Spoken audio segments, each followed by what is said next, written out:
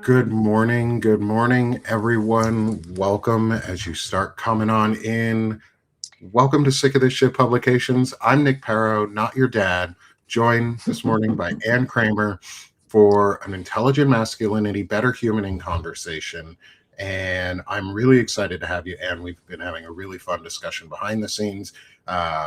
We had to get live before we did an entire show without recording anything that we were talking about.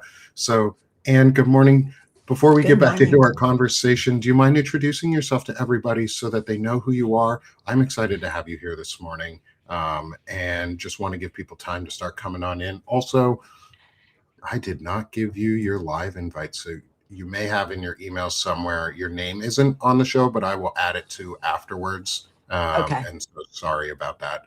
I did not double check that Only you beforehand. can tell that. I can't see that, so that's fine. But yeah, my my name's Ann Kramer, and I'm a licensed therapist and have been for over 30 years now. I'm sort of in semi-retirement, but still continue to see clients.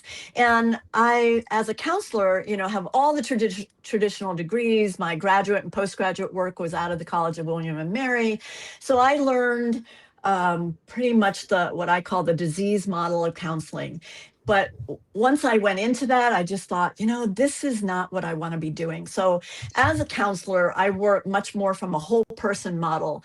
And I created this life puzzle as a way to work with my clients around how do you focus on the work that we're going to do on building your wholeness. Not that we don't recognize things like anxiety and depression and all those disorders that our culture talks about a lot, but how do we work on building our life so that maybe anxiety and depression get reshaped because of other things that you're doing? So that's who I am. I'm just really trying to teach people how to use wholeness as a framework for the journey that they're going to take in life. And it's been a fun journey for the last 30 years with all my clients. I love that. And so, again, good morning, everyone. As you're continuing to come on in, it's good to see everyone with us this morning. Ann Kramer, let's get back into it, Ann. We were Okay. talking beforehand about kids. And so this is an intelligent masculinity discussion. Yes, it is also going to be a better humaning discussion and better humaning conversation. And we're probably going to be able to talk about parenting. We were talking about a really Good. complex issue behind the scenes that I really want to get into. And then hopefully this can turn into a conversation down the road with other parents, because I think you and I were on a really good path with where we were. So we were talking about kids, and we were talking about especially teaching young boys how to properly emote. We'll rewind a little bit, and can you introduce the idea that we were talking about, and then we'll get back into it from like the recess point where you were talking about like coming up and coddling versus not, Yeah. and what that does, and how we can start teaching some of those nuanced language pieces to our children, especially boys, so that they don't grow up to be huge assholes. Well, here's the thing that I'll back up a little bit too, and this is why I created this model, is that when we grow up, right, as children, we're just sort of doing copycatting, right? We just copy whatever's in front of us. We have good parents that are showing us the way. Great. If we don't, we're just sort of making it up. And no one's really teaching us a framework of what does it take to build a self. And so when I was first going into counseling and working with clients, my original clients were relatively successful people coming into me saying, I've done everything I thought I was supposed to do. House, cars, kids, stuff. What's wrong with me? And I would Mm, work with them. But where I'm getting is that everything that brought my clients into counseling was always centered back on their childhood. And so I can relate to that. yeah. So I asked myself this question, especially going through counseling degrees, what isn't happening in childhood that needs to happen so we can walk into adulthood as whole human beings, or not finished human beings, not finished, but whole enough to be able to take responsibility. And that's what this model is. It's a self-responsibility model. What should be happening? As a result of that, I actually did a double master's, and I did a master's in counseling and a master's in early childhood development, because the amount of childhood development I got in counseling was this much, and I wanted this much, because I could already tell that is the centerpiece for what I'm working with adults, is what should be happening in childhood. So what I really realize is that for most of us, we are not taught how to create healthy boundaries of self. And human beings, Nick, are what I call a learned species, in that we're not an instinctual species. Like a salamander is an instinctual species. 24 hours after a salamander is born, it knows exactly how to be a salamander. 24 hours after a human baby is born, it don't know shit. We can't lift up our damn heads. Right. You know, you will lay there and die if somebody doesn't pick you up, feed you, and diaper and the whole 9 yards. So that's where I started to teach my clients, at birth, you have no self. You have a potential. I like for self. I do like the interaction you've got with the whiteboard. Right. And I'll talk about these pieces later, but childhood is about building your physical, emotional, thinking, sexual, and spiritual boundary. And as you build those, the self forms. And if you don't build those, you can walk into adulthood without a self. You may look like an adult, walk like an adult, and talk like one, but your self is not there. So going back to what we were talking about with children and parenting, like you have a 10-year-old, he's in that early stage right now of just building the physical edge, started the emotional edge. We start the emotional edge around age 7. Now we're emotional long before age 7. We're emotional when we come out of the vagina. Didn't like that. But reason we don't start building. Anybody whose head got crushed like that, I'm pretty sure would be a little pissed off for a little while. So everyone comes out slightly cone-headed. But the reason we don't start building the emotional edge till around age 7 is that our brains need to grow. We need to have experiences, and we don't have the capacity to manage an emotion at 2 and 3. No. We don't. We'll have emotions, but we don't manage them very well. So your son is now building his emotional edge, and he's just about to start the thinking edge. And what I mean by that is the thinking edge is about knowledge. And we start that around age 9, which is the logic center of our brain, the neocortex, kicks in around age 9 or 10. So your child at 9 or 10 is just beginning to be able to really identify an emotion. What am I feeling? Mad, sad, glad, or fear? But from a logic standpoint, how do I best manage that? He is in very early stage. There's no way he would know exactly how to manage those emotions yet. He does not have enough time and experience, right? He's got to, and how do we get that time? We get time over years, but experience we get through throwing a temper tantrum and sitting with dad, and dad saying, okay, let's talk about what that tantrum was. Is that your best way to express that emotion? How could we do that differently? And yet for so many of us in our families, oops, hold on a second, drop that. We don't have anybody guiding us. Your son is lucky because he does. And I'll say this as someone who, thank you for saying that he's lucky that he does. And at the same time, I don't know if he understands yet in any way what it means, what I'm trying to do, because so we were talking before the show, just for all the audience sake, is when we were talking before the show, I was using my son as an example, because I can really only use myself or my kids.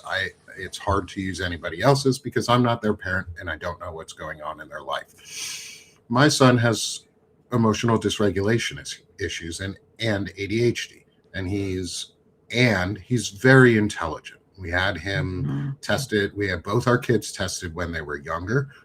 He has a very high IQ, Yep. and is very smart, but he has very little control right now over his emotions. And so Right.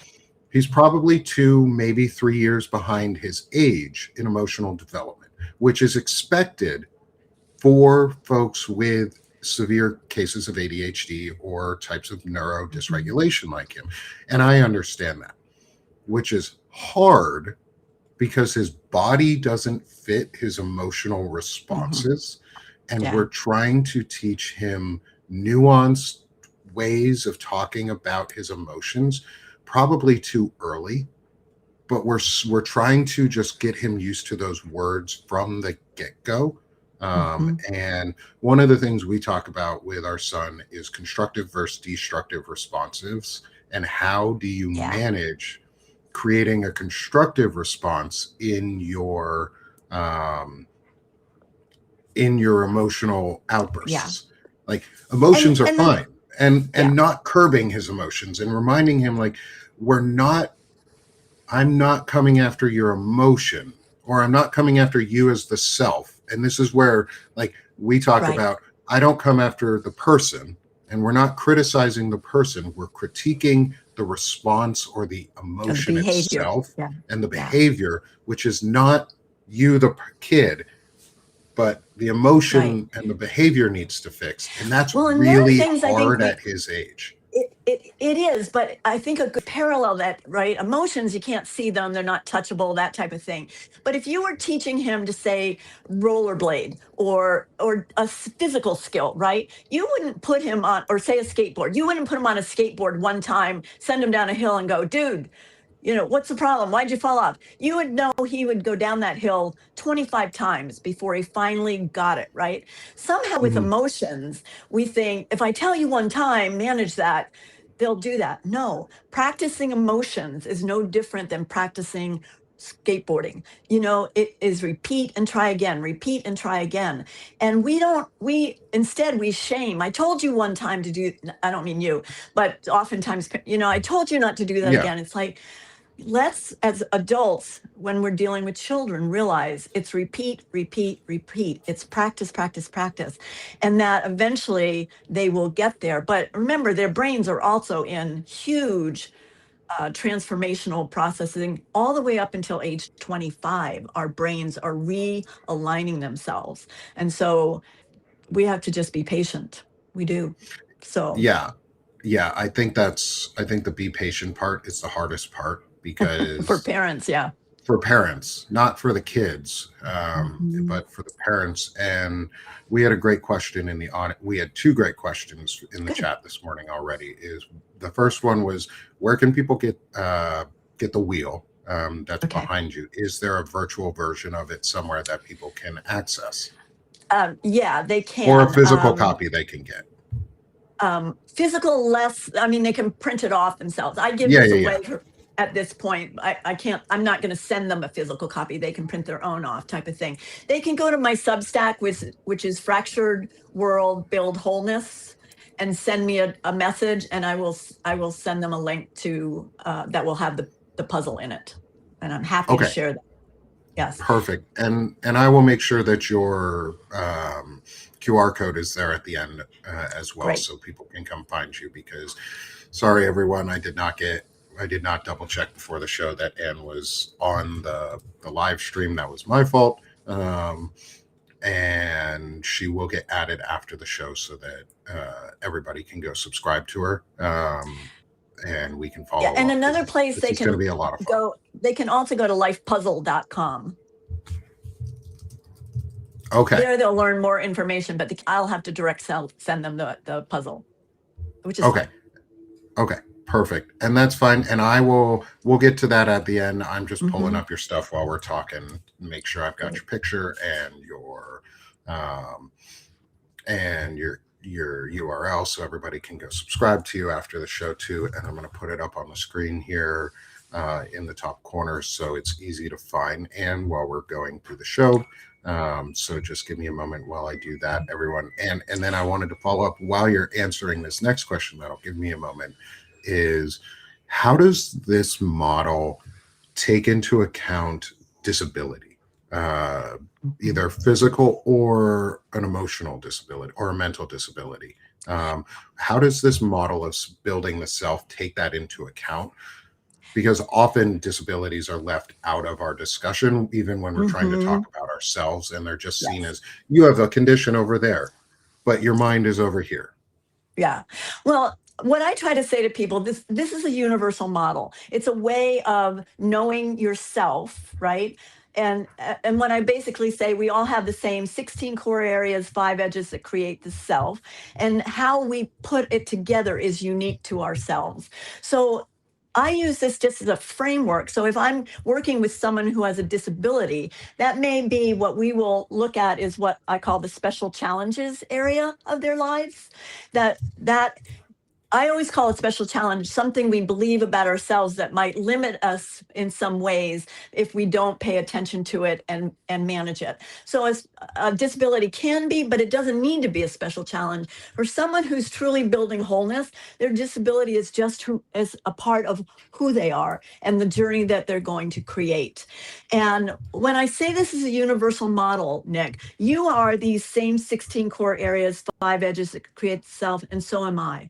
So I know you as this, but I can, if I'm dealing with someone who has a disability, a special challenge, then I'm going to relate to that person knowing that they have certain challenges that I might not have in my puzzle, right? And vice versa. You also can know me from this puzzle.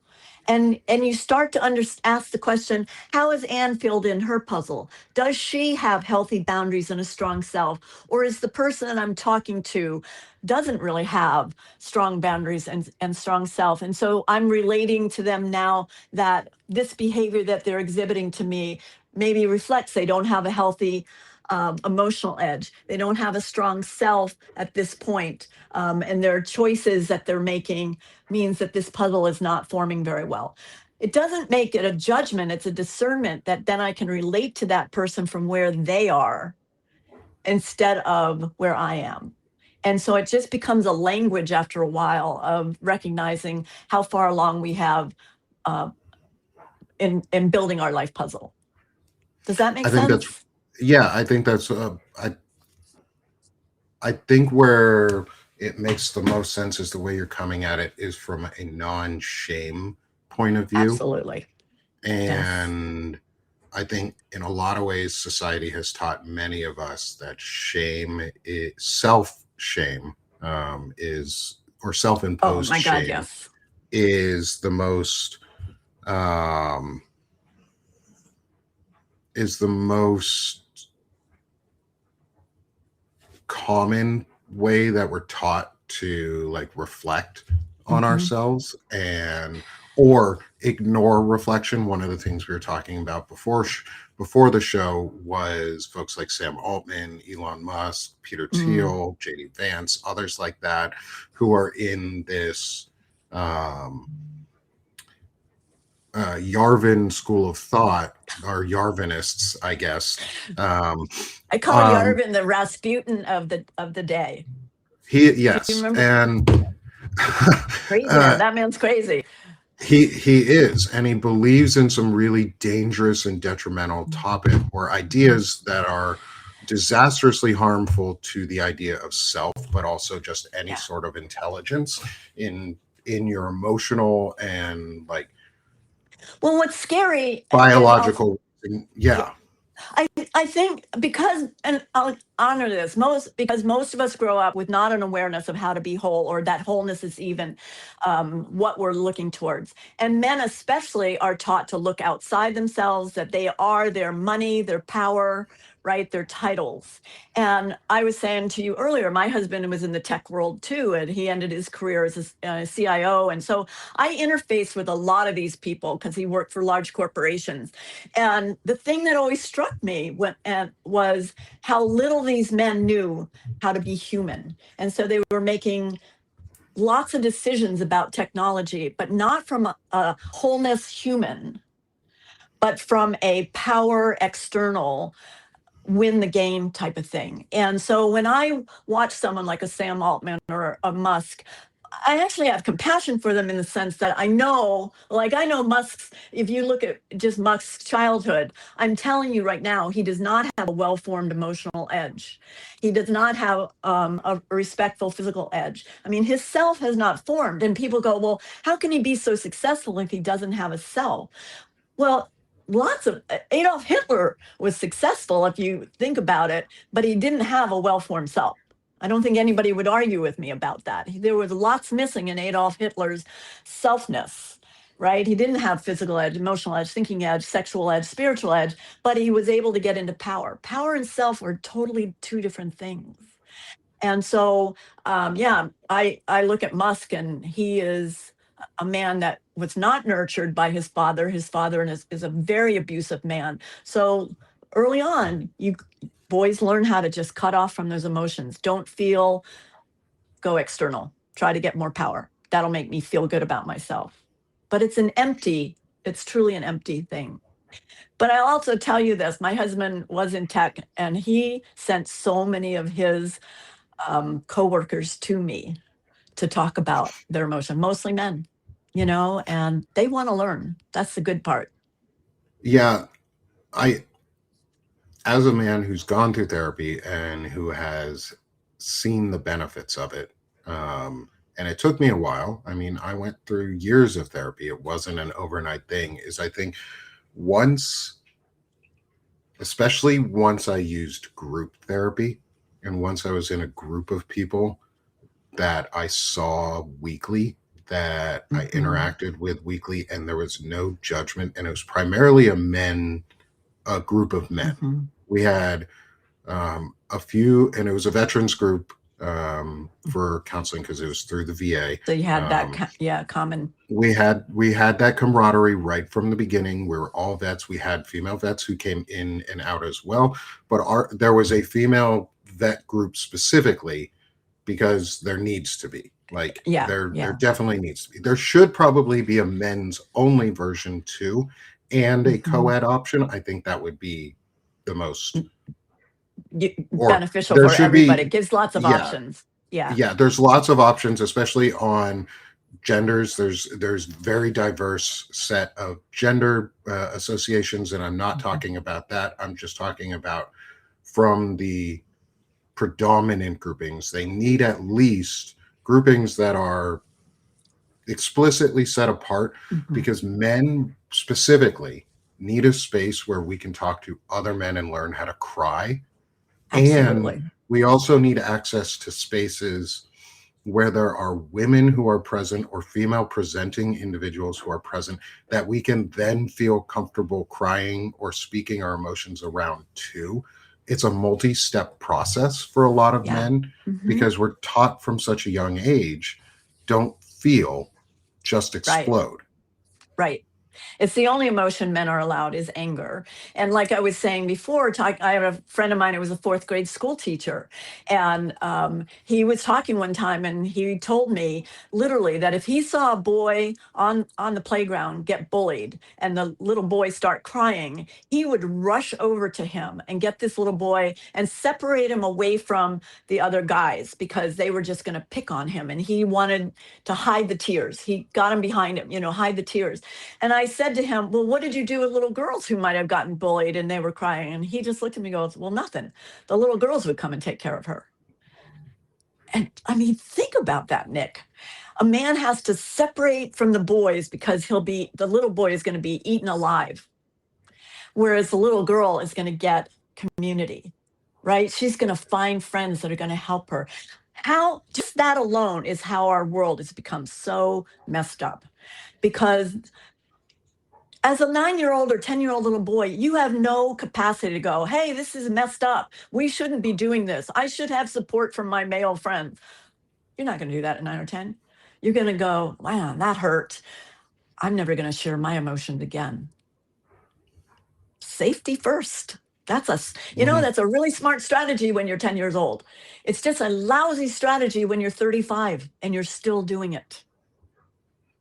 And that's where I mean, I always say I have such compassion for men, and I love working with my men clients because they've had the courage to say, okay, something's not working. I don't know what to do, but I'm going to at least give it a shot to try to open up and explore. And then when I walk them through the five, these things happen developmentally in a stage. And these are on the puzzle the way that humans form them. Okay, these white pieces can be anywhere. My artist had to put them somewhere, but these are in the five steps. As we start the physical edge at around age 2, ideally complete around 16. We start this one around age 7, when we start being able to manage emotions. We're not good at it at 7. Hopefully by about 25 we'll finish this edge to be really pretty good at it. So that, tell your son, hey, it takes till 25, you're only 10, you just got started, it takes practice. We start this one around age 9, 10, when our neocortex kicks in and logic starts to happen. And our thinking edge is about being able to take responsibility for the choices that we make. Even if we make mistakes. We start the sexual edge when puberty hits. And ideally, now, here's the thing I want to tell you guys, all of these edges build on each other.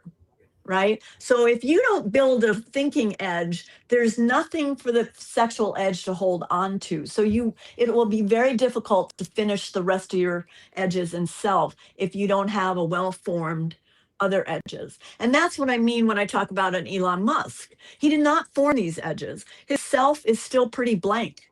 Yes, he has power and money, but is he a happy, self-loving human being? No. No. He is absolutely not. He is absolutely not. And that's, I mean, we could do a whole show, Nick, just about the steps of building these edges on how this happens. But this sexual, and then the spiritual edge is the last piece in the formation of a true and loving self. Ideally, we would start at around 16. Realistically, most people don't even begin it till their 30s. And that's because most of us have to spend our 20s going back to actually do these.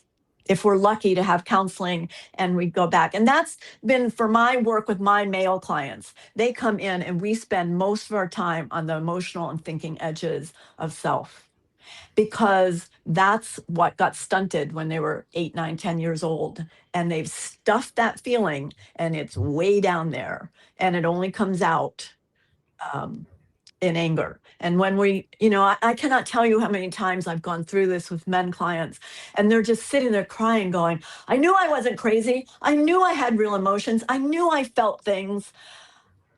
I just didn't know what to do with them. I go, yeah, let's get back to normal. Let's get back to whole. Everybody's allowed this. Our culture just doesn't support it yet. Yeah. And I think that yet is a really important one, but also going to be a really hard hill for us to get over. Because right now the predominant male figures that are pushing American society, or US society anyways, are really destructive, Very people destructive. who in your model and in your model haven't found the self. In the model that I've gone through, which is emotional regulation and mindfulness, is very similar, is they have not found they have not found a wise mind and how to get there, and how to balance that sliding scale of emotional mind and logical mind.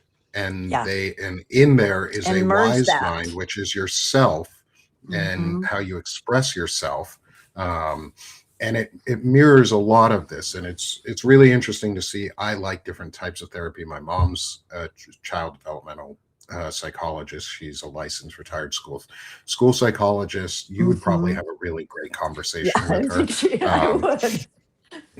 I would. I think I'll make sure to send her this interview if she's not here right now with us. She tends to watch a lot of my stuff, but I'll send her this one so that she sees it, and maybe I'll see about trying to get you two in touch to actually do a conversation around this, because I think that'd be really cool.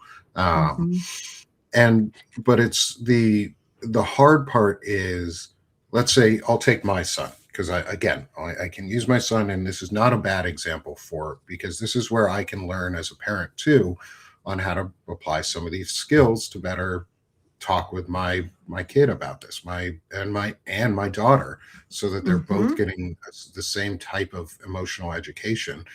Is he's in the emotional, physical, and starting in the thinking stage Yep. on your model. Yes. And a because he has ADHD, and he would be considered twice exceptional on, let's say, the DSM scale, is he is probably 2 to 3 years behind. Like I said, 2 to 3 years behind on the emotional development. How do if you were talking with a kid, how do you help balance that? Because he's at a point where, say, he's learning the thinking, Mm-hmm. and he's only on year 1 or 2 maybe of Yeah. emotional development, where someone his age would be on a standard scale out, or, well, I won't even use standard scale, just he's, I guess it does it really matter It on your it model? no, What it is doesn't. he? He's gonna, and that's the thing. He's practicing. To be a human being is a lot of work, right? We don't. It's like, think of yourself if you were a puzzle box and I handed you 500,000 piece puzzle. Could you put it together overnight? No, it takes a lifetime. And so that's one of the things with our kids we have to say to them, you're going to try, like when you make a puzzle, you try a piece and it works. You try a piece and it doesn't work. You take it out and you keep looking for the next piece. So it's practice, practice, practice. And you have to be careful that it's over time. You can't expect at 10, what you're going to know at 20. And the thing I always ask little kids is, I'll say to them, well, how tall are you right now? So your son might be 4'9" or something. And I'll say to them, how tall were you when you were 2? And they'll say, I don't know, 2 feet. And I go, well, if you were going to be 4'9", why didn't you just become 4'9" when you were 2 years old? Why didn't you do that? And they'll look at me and go, well, I don't control that. My bones, I needed time, right? I go, yeah, guess what? Your brain does too. You cannot have a 25-year-old brain in a 10-year-old brain body, right? So from that standpoint, I get my kids, when I'm doing kid therapy, I usually do 12 and above, but I just try to get them to understand you have to be patient. This doesn't happen overnight, and it's practice, practice, practice. And then the other parallel, like I was saying, when you teach your child a physical skill of how to do something like rollerblading or skateboarding or something, you don't expect him to get on the skateboard one time, go down the hill and do it right. He's going to fall. He's going to have to practice, practice, practice. You parallel that with children to say, well, emotions are just like that. It's practice, practice, practice. Some days you'll have a great ride and it all goes well. And then the next day you fall off the skateboard and go, how come I fell off the skateboard today? I did it really good yesterday. Like, well, you just need more practice. Your body doesn't have it all lined up yet. Same thing with emotions. Sometimes you have a temper tantrum and go, I didn't want to do that. And the next day, the same similar thing happens and you're cool as a cucumber. It's practice, practice, practice. And I think we help our kids know that it isn't instant perfection. Because we have, right, in our ABCD world, like you take a test and you pass or fail, we have that emotion about how we grow up as human beings. Like it's pass fail. We either did it all right or all wrong. We either, you know, give up completely or we give ourselves chances. And it's what I always say to people, it's an ongoing growing journey. You're always adding pieces. Does that answer what you're saying? Do you think? Yeah, and I think it helps me reframe how, in a good way, how I want to approach, like, just the thought of, is there a need for me to care that my son, let's say, on DSM scales or things like that, that he would be 2 or 3 years behind emotionally, when there are No, adults who are 30 years behind. Like, I guess it exactly. doesn't really It matter doesn't matter. if All he's a that really year or matters two is, yeah, that it he's doesn't matter. It's practicing. like that you're practicing. And that's the other thing you'll see with children, right? You'll go, wow, he's kind of 2 or 3 years behind. And then all of a sudden they will have a quantum leap. And you'll go, wow, it's almost like overnight he became 10. Or it's like, well, not really overnight. There was a lot of practice there. It just today was click. Now he's got enough of it that he can consistently repeat that behavior, right? Same thing with the skateboard, right? Fell off, fell off, fell off. Not so much fall off, not boom, he can do a bigger hill than he ever could. How did that happen? Practice, practice, practice. And yet it's like, wow, man, you're so cool now. And then it's right now, it's not just practice. Now it's growth and skill set and development. And that's how we build life. It's an ongoing growing journey. From a parental side, I'm going to ask this as a parent, also trying to learn too, is I know from experience, I can often be more critical of my son's responses to things than my daughter's. Partially because I put myself onto my son in a lot of ways. And I that's the messages you got. self-reflect. And what would you suggest to help break that mold for myself so that I can help teach my son in a more positive way that doesn't feel critical when he's receiving these learning methods? Two things I would say. One is if you see something going on, you're about to get critical, is get in a habit of doing what I call the wait till 5, so that you just breathe in on a 5 point. And in that breathing in, you're saying to yourself, okay, how do I want to handle this? Right. And then oftentimes the other thing to say, ask yourself, how am I feeling about this when I'm looking at what my son is doing? How is this making me feel? Because your criticism, like you just said, it's projecting on, does my little boy make me look bad? And you're not even consciously doing that. It's just sort of that thing, man to man. Is he manning up type of thing? And it's so, you've been permeated with that in a culture that you grew up with, whether you like it or not, it's inside you. And so you're trying to slow that down. And instead of being critical, ask yourself how you're feeling. And then start with asking him, how are you feeling about what just happened? And see if he can give you an answer. I really like that.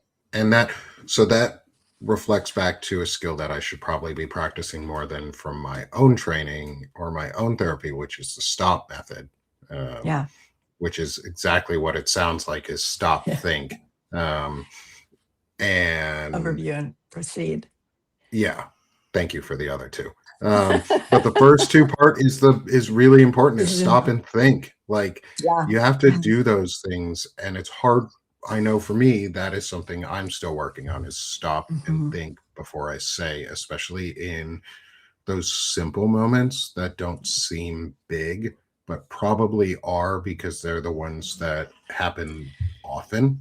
And so I guess for me, but also for other men, like you've been saying, it's a world permeated to teach us the wrong instincts all of the time. Yeah, it's to harm and shame. Yeah. And we're breaking through programming. We're breaking through indoctrination and brainwashing. And we have to give ourselves the grace to say it's okay to not push that onto our kids too. Yep. Really hard to break through. Well, especially when you have internal biases and unconscious biases that you don't even realize. Yeah. And we are the transition generation, Nick.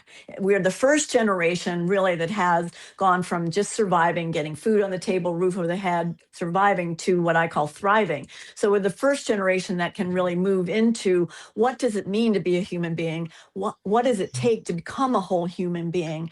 And especially in a world where very few people, maybe 20% of the population, is maybe getting some level of counseling or awareness and tiptoeing into it. So yeah, you're the lead agents in this. The first group going through is always the hardest group, because you're trying to figure it out while you're making it up all at the same time.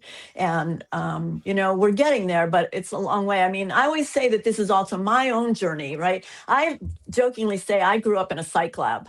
I have 7 brothers and sisters, and my dad was a psychiatrist. My mom was a nurse. My mom died when I was 7, and my father remarried a 4th grade school teacher.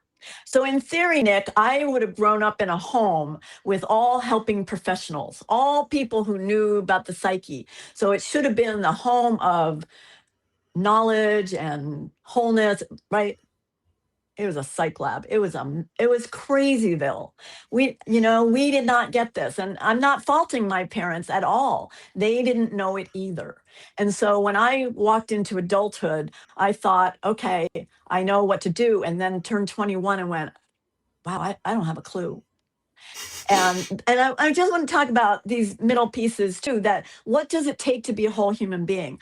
I always tell people I started my own journey through this nutrition piece because I used to be a junk food junkie. I used to eat at McDonald's at least 5 times a week. Big Mac, Coke, and fries was my favoriteest meal. And the height of my junk food eating, I was 5'6" and weighed 100 pounds. And I lived under the mantra of America that if you're thin, you're healthy. That's not true. By a fluke set of events, someone said to me, Anne, if you ate better, you would feel better. Because I was sick all the time, headaches, intestinal problems. I was a mess. And I literally said to her, what does it matter what I eat? People would give their eye teeth to eat this diet and weigh 100 pounds. She goes, I'm just saying. Well, to please my friend, I started eating better. And out of it, after about a year, all my headaches went away, sickness went away. But what I'm really saying is I came out of this fog, Nick, of, oh my God, I have all this education and I don't even know how to feed myself. That's ridiculous. I'm an educated fool. But then once I kind of came through that, I got mad and then I said, well, I don't know. It doesn't do me any good to get mad. What else? Then I asked this other question. What else did the system, not teach me that I would need to know if I was actually going to create a life? And I spent my 20s figuring that out. And so that's where these pieces came from. Were we taught to exercise for a lifetime? No, only about 20% of Americans exercise. Were we taught how to manage feelings? Nope. Were we taught to be high level thinkers? Nope. We are taught to be regurgitative, do what everybody else is doing thinkers, right? When you try to think outside the box, you get slapped in school. They don't want you to go outside the box. And then you have someone like your son, it's even harder. Were we taught to be good communicators? Absolutely not. And no, Nick, in communication, there's two parts to that. There's you and me talking, but the even more important part, that little voice inside your head? You're communicating to yourself all day, every day. Were we taught how to manage that inner voice? Absolutely not. Are most inner voices loving, supportive, and caring? No, they are shame-based, hate-filled, fear-filled. And so I teach my clients to break that cycle. Were we taught how to have great relationships? No. But you're in relationship with your partner. You're a life puzzle under construction. She's a life puzzle under construction. You have missing pieces in your puzzle and jammed in pieces. So does she. It's a relationship is growing together and pulling out and putting in and growing. Were we taught how to have sex? No, we were not, right? And yet, do you know anybody that didn't have puberty? Bingo. Everybody went through puberty. Everybody goes through puberty, right? Were we taught how to be parents? No. Your child, Nick, is a life puzzle under construction. Were we taught how to be members of the community environment? No. The only piece we really get taught is work, right? And I think most of us thought if we found the right job, then everything else would fall into place. But work fills for most people the whole puzzle and they jam the other 15 pieces into the corner. That's a problem. I was going to say this puzzle in a lot of people's, if we look at it from like a pie chart, is probably 80 to 90% work. And everything else is pushed into a smaller category or missing. And I know. And even I did that until a year ago. You can't help it. I worked 80 hours a week for 2 months a year ago, like in January a year ago. Like I worked for 2 straight months. And what did I get out of it? I lost my job. And I got punished in the end for all the hard work that I did. And I lost myself. And it hurt me, it hurt my family, it hurt my kids, and I'm still recovering from it. I'm still growing from it. Well, one of the reasons I like to introduce this wholeness, especially Nick, is we're going into an AI world where work will be shrinking and reshaping. The more you know your wholeness, the better off you'll be in an AI world because you will have other pieces to fall into and know are valuable in your life. One time I was teaching this at a 6-week series back in Virginia where I lived, and a man walked up to me after we took a break after I went through these 16 pieces. He walks up to me, Nick, and he says, wow, I have to thank you. He goes, for the first time in my life, I discovered there are 15 other pieces in my life other than this. And the thing was, Nick, that man was on suicide watch, had been sent to my group. I did not know he was on suicide watch, but he had lost his job. He had had a job for 27 years and he got fired for no good reason at all and was ready to kill himself. And when he said, I just discovered 15 other pieces I'm going to work on, you have saved my life. It's like, wow, I'm so happy. And so we did sessions together privately along with the group. 2 years later, Nick, I ran into him and his wife in a restaurant. And it's like, oh my God, how are you doing? And he looks at me, he goes, you'll never guess, the company that he had worked for 27 years called him back and asked him to come back to work. And his wife looks at me and she goes, you'd be so proud. He didn't even call him back for 3 weeks. And when he did call them back, he said, I'm not bringing the same old Joe back. This is going to be, my people are going to know this. We're going to change this company. And work is important. And yes, we do work hard when we're there, but we also have lives. We don't lose our marriages for work. We don't not raise our children because of work, because he didn't know his wives or his kids. He'd lost one marriage, was just about to lose the second marriage when I met him. I'd say that story because especially in an AI world, we're going to need to know wholeness more than ever. More than Yeah, ever. and this is something that's interesting to me because I think AI, which is not artificial right now, obviously, there's no well, it's artificial, but there's no intelligence. Intelligence, yeah. It's more it's more an aggregated intelligence because it's all of our knowledge put It's into one us. place, and it's just a database of our knowledge, and it's regurgitating from what we have provided it. Mhm. Whether some of that knowledge is truthful or not, that's left to be determined or has been determined, but AI doesn't really care. Yeah. That said, it is going to impact us a lot because we're being forced into that direction. And Mhm. unless we can create pivotal change that prevents AI from taking over so aggressively, so quickly, we're going to continue seeing the AI impact on jobs, which has already been happening for months and Right. longer because people have been losing jobs all over the tech field. Left and right. Google, Mhm. Yeah. uh, uh, That used Apple, to be the that's guarantee. If you get Amazon. into tech, Like, you'd be there for life. yeah, you get into tech, you could get into one of the big companies, one of the FANG companies that they used to be called, or Mang now because Facebook is now Mhm. Meta, but Meta, Apple, Google, um, and Amazon, you could get into one of those companies. You could rotate between any of, or in Microsoft, you could Mhm. rotate between any of them for the rest of your career, and you Mhm. would, and they expected you to leave and then come back, but they work the Yeah. shit out of Those you. days are done. Those days are done. Like, they're laying off Mhm. the software engineers, they're laying off designers, they're laying off Mhm. product managers, they're laying off operations folks. The time is here that they're beginning the layoff, and we have to, there is a solution in my estimate of a universal basic income where we Yeah. reap the rewards of what AI produces monetarily, because it could take a lot of jobs away that we're not expecting it to take away. Your Well, one of model these, teaches yeah. how to respond afterwards for us as humans. Like, what do we Yes. actually do when we don't have to work? Because we could move to a post-work society, but Yes, we what does could. that actually mean? Yeah, well, we'll have to have another conversation. So I wrote a whole paper called An Integrative Economy, Building the Most Vibrant Economy Ever Imagined. And it's a transitional economy, and it very much centers around building a world around wholeness versus unlimited growth and production of stuff.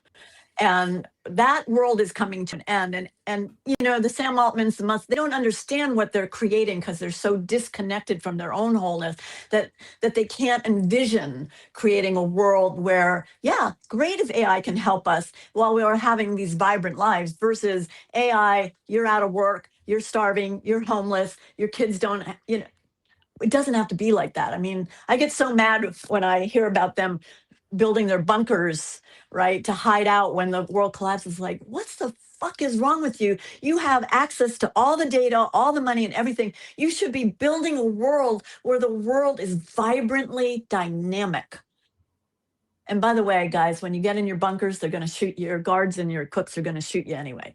You Yeah, won't be like coming out. bunkers aren't safe. Bunkers aren't Everybody safe. knows those movies. Wholeness Everybody's is seen possible for Terminator. all of us. Yeah, absolutely. Why are they such short vision people? Because they are in fear. They don't have a cell. Musk is trying to outdo Altman. Altman's trying to outdo Musk. You know, it's like, guys, this is just stupidity.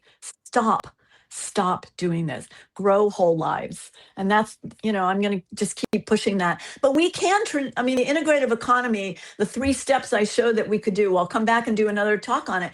I'd love to. We can put into effect those 3 steps right now. Technology would allow it tomorrow, and we would end up with a vibrant world.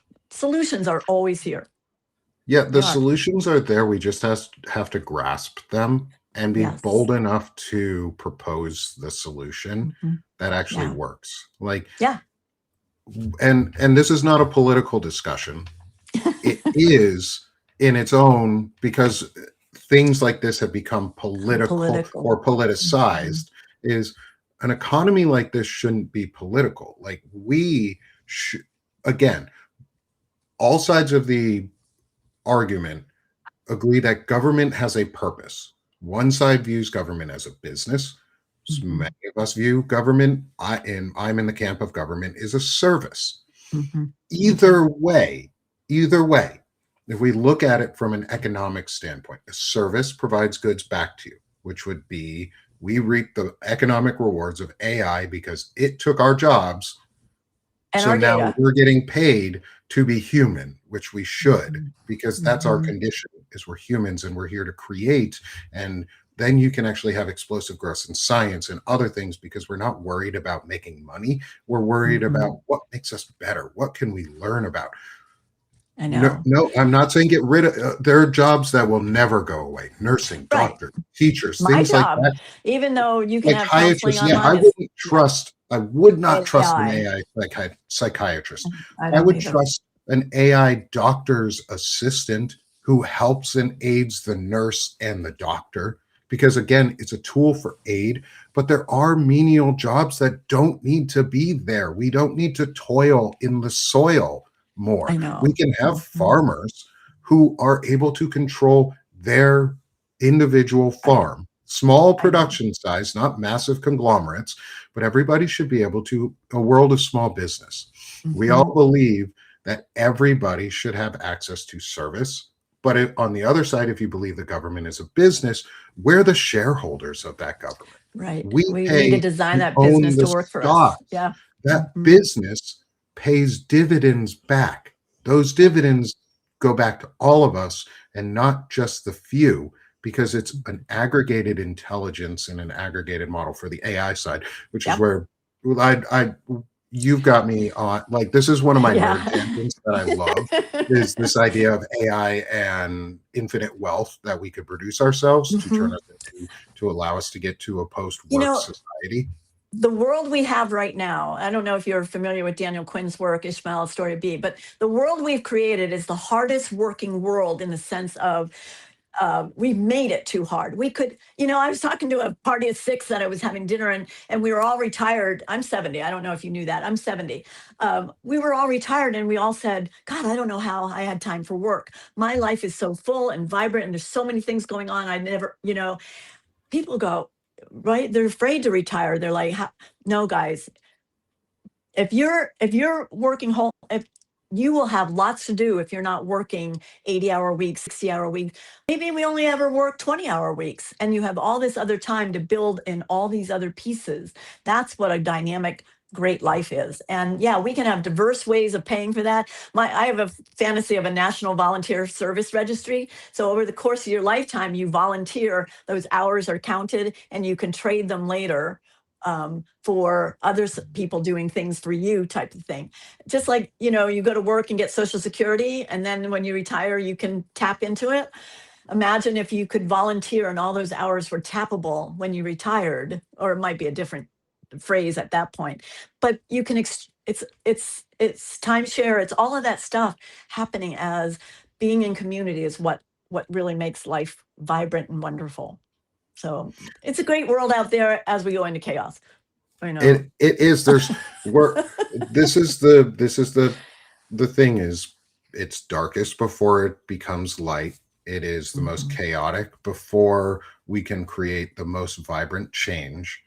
And it's going to suck. I'm not downplaying any of we're going to go through a period of suck. We're already in the beginning of the period of suck, but there's more suck to come. We just have to hopeful. Plan through it. Yeah. Yeah. I feel like we're already seeing from the bottom up, you will see change that in local communities. And so I would say to all of your listeners, especially men, if you're going to end up possibly losing job or reach out and start building community now, because you will not be the only one in this bucket, where there's going to be lots. So be a leader, reach out to community and start networking now, even if you are employed, so that you start to know what is available in your community, what's missing in your community, and make things change, because that's how real change happens. It's from the bottom up. It's not from the top down. And if we want to treat, and this is a way I think maybe we could treat business more and work more as just a simpler part of life, is there's the idea of everybody is a small business out there, where everybody owns their own small business. And you can either pay in bartering, you can pay in money, like there's different payment choices and ways that you can interact with each other. And you probably have skills that others in your community need, and others in your community could want, and you could substitute. Yes, I understand right now we're in an economy where you cannot substitute cash, because that is what the economy has created. That is what our system has been created to be. I think we're imagining what comes next. Yeah, we're going to have we're going to have a much more diverse money system than the current one. And I'm not talking crypto. I'm talking diversity of ways that we exchange and all of those things. Yeah. That's the thing that's very possible. My fantasy is that we would employ people, what I call human capacity development professionals, i.e. we're living in your neighborhood and your income is around how you're building wholeness for not only for yourself, but for your for your children, but the children that are also in your neighborhood and say a 1 mile walking radius, and that everybody's networking around how do we help ourselves be more whole? How do we set up a world that helps our children be more whole? And it's just, and every day you wake up with that awareness, and you already have a community of other people that you're talking to. So, I mean, I'm the ultimate optimist. And despite chaos, we human beings, and I say this all the time, Homo sapiens have been on the planet for 70,000 years. Could be 100, but we'll go 70. We still don't have our shit together, Nick. We might need another 70,000. Okay? But we're here now, and this is our time, our group, our people, to figure out how do we move the story forward. Because it's been moving forward for 70,000 years. It will move forward another 70,000. I'm asking everybody, be a part of making it better now. Move it forward. I really like that. And we've come to the top of our hour, so this is a great point. It's been such a fun conversation, and it's gone by so quickly. I definitely want to have you back for some more discussion. And to answer the comment in the chat from our friend, I hope I say it right, is Miley, is we need to drive traffic to this. There's mostly women in here. I'm glad there are a lot of women in here. Thank you for showing up. I know a huge swath of my subscriber base are women or female presenting. I appreciate that so much, because to me, that also shows that what I'm saying is the right thing. Well, I think It's women going to take want time to intelligent get, men. and it's going to take time to continue getting more men Mhm. into these podcasts and listening. Yeah. And I need y'all's help for that. That's where you guys really come Yeah. in as the audience, is share these discussions, not just on Substack, but share them with your family and friends. Like, Yep. I do. I do send, with my clients, my male clients especially. and if you, and I appreciate that a lot. And if you're in a position to share these as a professional and you think they're worthwhile, I would appreciate it. And maybe the Yeah. men in who are receiving that support would also appreciate it too. And that's how we help drive it. You guys Yeah. help really drive the organic traffic, and get your husbands, if you're married, if you're and your husbands aren't listening to this, have them come and listen. If you're or partner, whoever your partner is, have them come and listen. Yeah. If you've got an adult or late teen son, I am not for children. This show is not for kids in general. Yeah, but It is somebody for, 16 or above could there are handle it. pieces for adult. This is for adults, but it is because the language may not be for kids. And some of the examples I use are fairly lewd at times. And because Hmm. we're allowed to be, we have to be full, but it's always lewd against ourselves. And Yeah. but I think it's more developmentally appropriate for Hmm. the young adult to adult men to hear Yep. this. So if you have someone like that in your life, share it with them. Help them see the content. And then also share folks like Anne. Share this model of wholeness and these Yeah. types of discussions, because they're so important. Like, So men important. can't find them if all they're listening to is Joe Rogan, or folks like that, or Ben Shapiro, because the algorithm's never going to show it to them. So I know. we have to do that. We have to make the change we want to see, and that'll help drive men. That'll help continue As driving crazy men as into he this is, conversation. I would love to go on Rogan and present this and challenge him. I would love to go on Rogan and challenge him too, only because I think it would be interesting. Not because I want to platform his showers, but it could be it could be a way to reach Yeah. an entire group of people who've never Who heard won't come these over words here. before. But Yeah. the thing is, they will. They They want won't. They want to. they They just want don't to. really know it yet, Yeah. because all they hear is garbage. Like, Yeah.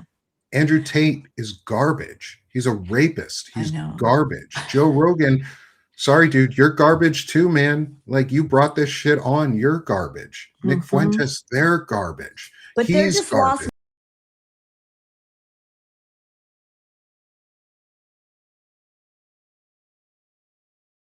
men. They are doing what our culture teaches them, which is money and power. They've Yes. succeeded in that, so therefore I'm somebody. And it's Yeah. like, but I know these men because I've been in my office.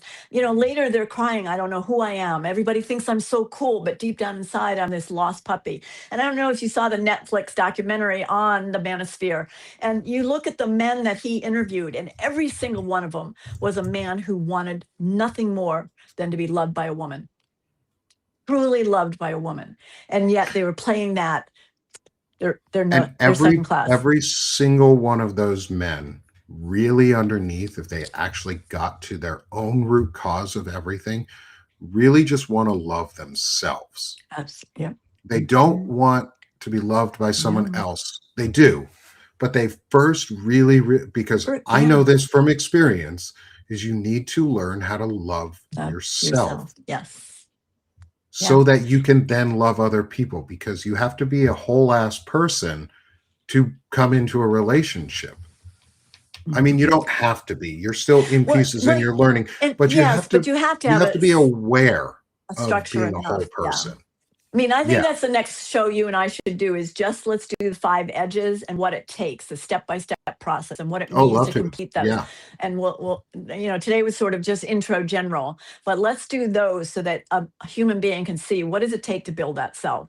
What things do I need to master so that when I am an adult and the world is happening, it doesn't keep coming in and blowing me up. because I that's what love that. happens for most of us. We don't have boundaries. The world comes in and blows us up and shapes us. And that's what, that's what technology wants to be able to do. They want, right? All of the models of Meta and all of that, it's all about addiction and making you feel something so they can control you. You I don't love want that. that. You want Yeah. to keep We need to them break that. out to there and say, I see you, I feel it, but I'm managing it. You're not managing me.